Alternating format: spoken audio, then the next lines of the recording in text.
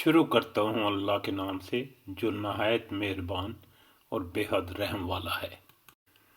اپنی نمازوں کی نگہداشت رکھو، خصوصاً بیچ والی نماز کی، اور اللہ کے آگے اس طرح کھڑے ہو جیسے فرما بردار غلام کھڑے ہوتے ہیں۔ بد امنی کی حالت ہو تو خواہ پیدل ہو خواہ سوار ہو، جس طرح ممکن ہو نماز پڑھو، اور جب امن میسر آ جائے تو اللہ کو اس طریقے سے یاد کرو جو اس نے تمہیں سکھا دیا ہے، جس سے تم پہلے ناواقف تھے۔ تم میں سے جو لوگ وفات پائیں اور پیچھے بیویاں چھوڑ رہے ہوں، ان کو چاہیے کہ اپنی بیویوں کے حق میں یہ وصیت کر جائیں کہ 1 سال تک ان کو نان نفقہ دیا جائے گا اور ان کو گھر سے نہ نکالا جائے۔ پھر اگر وہ خود نکل جائیں تو اپنی ذات کے معاملے میں معروف طریقے سے وہ جو کچھ بھی کریں، اس کی کوئی ذمہ داری تم پر نہیں ہے۔ اللہ سب پر غالب، اقتدار رکھنے والا اور حکیم و دانا ہے۔ اس طرح جن عورتوں کو طلاق دی گئی ہو انہیں بھی مناسب طور پر کچھ نہ کچھ دے کر رخصت کیا جائے، یہ متقی لوگوں پر حق ہے۔